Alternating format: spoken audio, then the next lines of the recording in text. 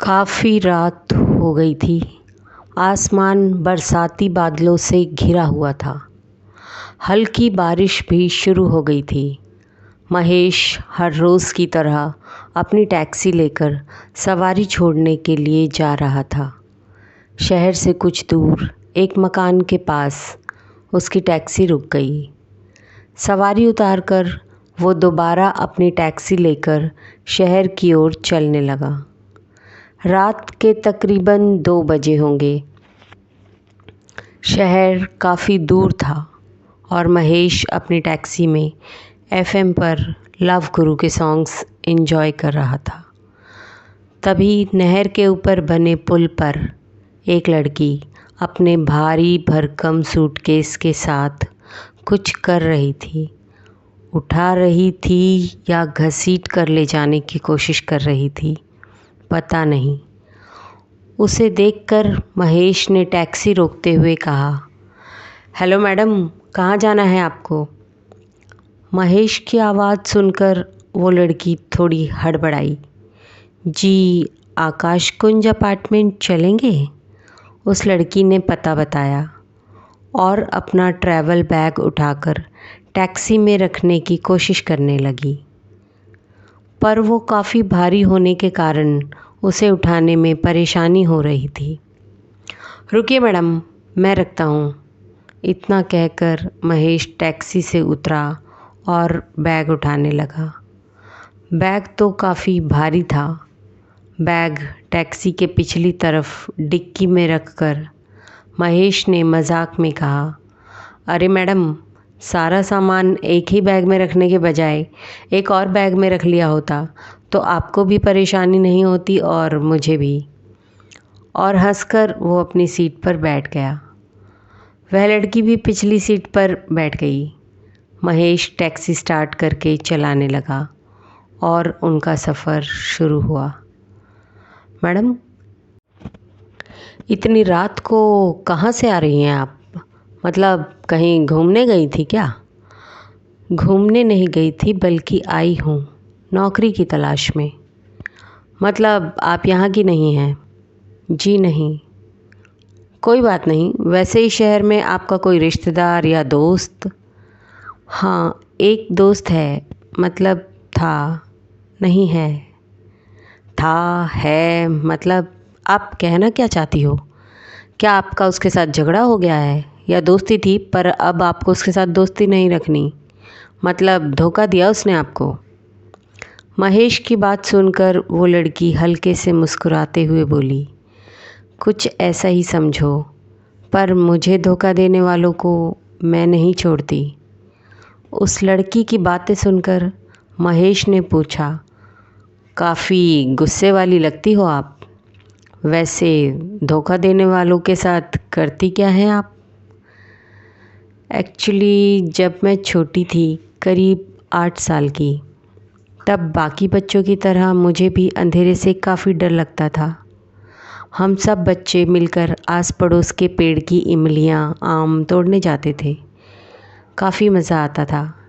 ऐसे ही एक दिन मेरे पड़ोस वाले लड़के ने धोखे से मुझे एक खाली पड़े फ्लैट के अंधेरे कमरे में बंद कर दिया।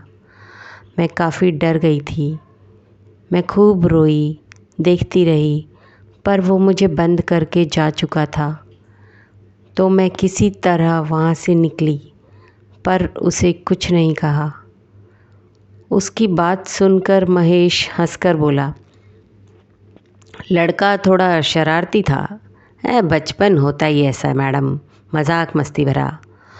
तो क्या आज भी उसके साथ आपकी दोस्ती है? नहीं। इतनी भी क्या नाराज़गी मैडम, अब बचपना समझकर भूल जाइए और दोबारा उससे दोस्ती कर लीजिए। अब उसकी ज़रूरत नहीं, क्योंकि एक दिन स्कूल बस से घर आते वक्त मैंने उसे दरवाजे से धक्का देकर नीचे गिरा दिया। उसकी बात सुनकर महेश थोड़ा नाराज़ हो गया। इतना गुस्सा ठीक नहीं मैडम। अगर वो लड़का किसी गाड़ी के नीचे आ जाता तो? महेश की बात सुनकर वो लड़की गुस्सैल आवाज़ में बोली, सही कहा, उसी में वो लड़का मर गया। इतना कहकर वो ठहाका मारकर हंसने लगी। पर उसकी अजीब बात सुनकर महेश का दिल घबरा गया था और गुस्सा भी आने लगा।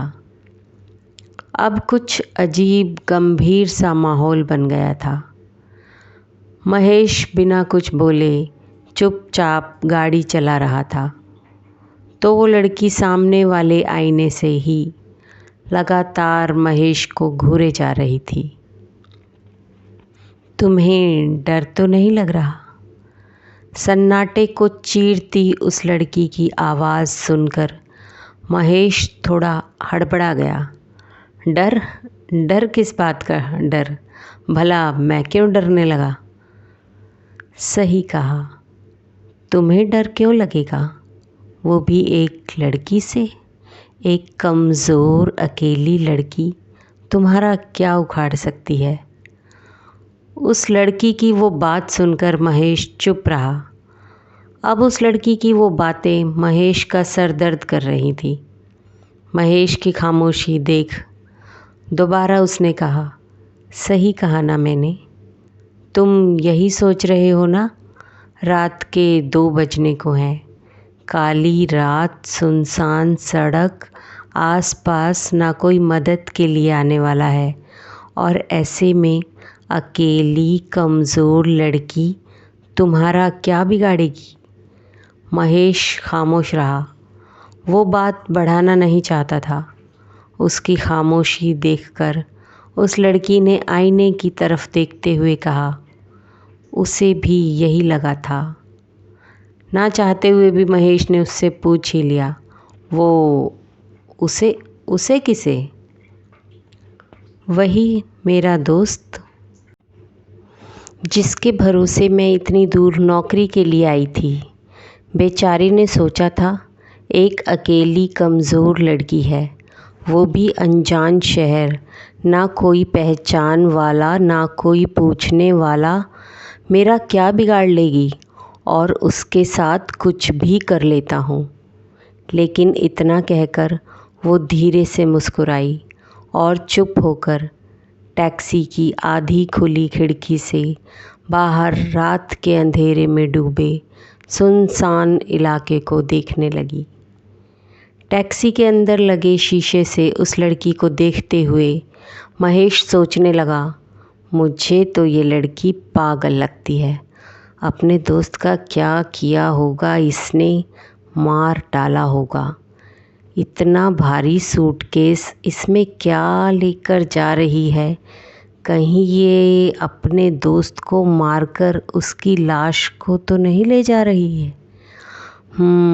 अब समझ में आ गया। ये नदी के पुल पर इतना भारी भरकम बैग नीचे फेंकने के लिए खड़ी थी। गलती से मेरी नज़र इस पर पड़ी और इसका प्लान फेल हो गया। दिल कर रहा है इसे सीधे पुलिस स्टेशन लेकर जाऊं, पर ये इतनी शातिर लग रही है जो उस दोस्त के खून के इल्ज़ाम में कहीं मुझे ना फंसा दे। महेश का परेशान चेहरा देखकर वो बोली, कुछ परेशान लग रहे हो, पर तुम्हें डरने की ज़रूरत नहीं।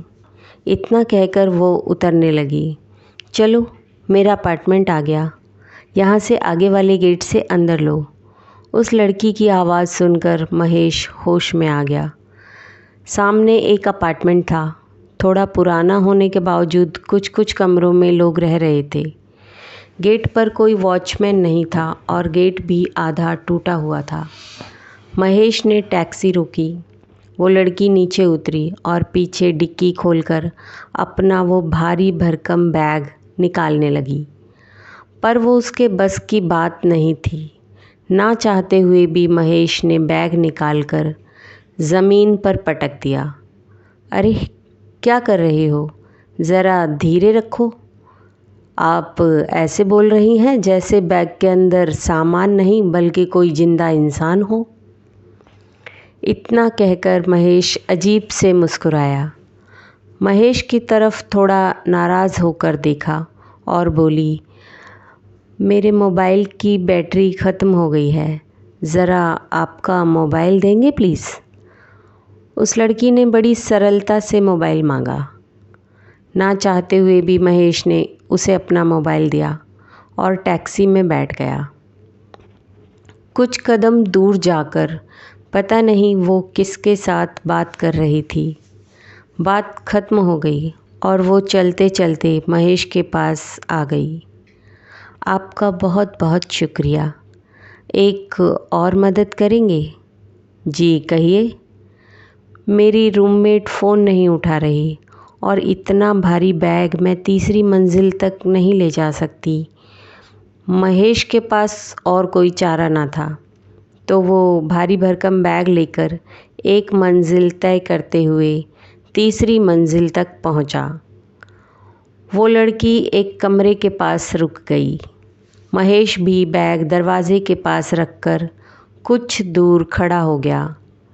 उस लड़की ने बेल बजाई कि तभी महेश ने देखा कि सीढ़ियाँ चढ़ते हुए एक इंस्पेक्टर और 2 कांस्टेबल उसकी तरफ आ रहे हैं। महेश अब पूरी तरह से उस लड़की के जाल में फंस चुका था।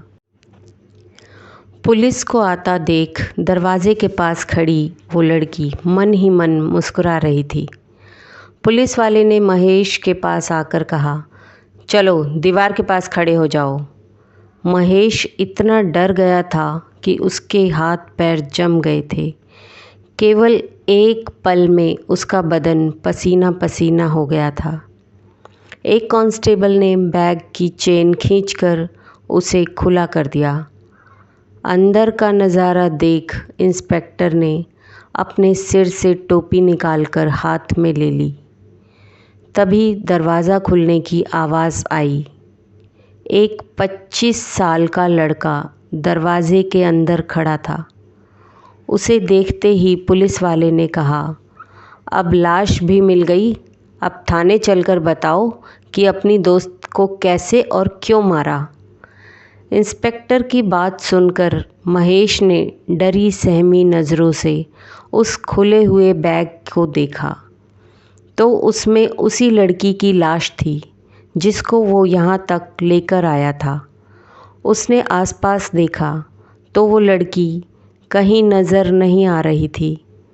तभी इंस्पेक्टर ने महेश से कहा, पुलिस की मदद करने के लिए शुक्रिया। तुम्हारी वजह से आज इस कातिल को पकड़ पाए। इस पर 4 लड़कियों की हत्या का शक था, पर उन लड़कियों की लाशें इसने गायब कर दी थी। तुम्हारी वजह से पहली बार लाश पुलिस के हाथ लगी है। तुम्हारा फ़ोन आते ही हम झट से निकले और हाँ, तुम्हें कोई परेशानी हमारी तरफ से नहीं होगी। तब महेश को याद आया कि उस लड़की ने उसके मोबाइल से अपने रूममेट को नहीं बल्कि पुलिस को फ़ोन किया था, वो भी महेश की ही आवाज़ में। महेश की जान में जान आ गई। पुलिस उस मुजरिम को गाड़ी में डालकर ले गई। महेश भी अपनी टैक्सी में बैठकर घर के लिए निकला। अब इस पूरे मामले के बाद वो बहुत ही दहशत में था। डर के मारे बदन कांप रहा था कि तभी सामने वाले आईने में से वो लड़की टैक्सी की पिछली सीट पर बैठी नज़र आई और कहा, मदद के लिए शुक्रिया, वैसे किराया नहीं लोगे? और एक अजीब सी मुस्कुराहट रात के सन्नाटे में गूंजने लगी। तो दोस्तों, कैसी लगी हमारी आज की कहानी? कमेंट करके हमें ज़रूर बताइए और चैनल पर नए हैं तो चैनल को लाइक, शेयर और सब्सक्राइब ज़रूर करें। आपके थोड़े से सपोर्ट से हमें बहुत मोटिवेशन मिलता है दोस्तों, तो प्लीज़ हमें सपोर्ट कीजिए और चैनल को सब्सक्राइब ज़रूर कीजिए। Thank you so much.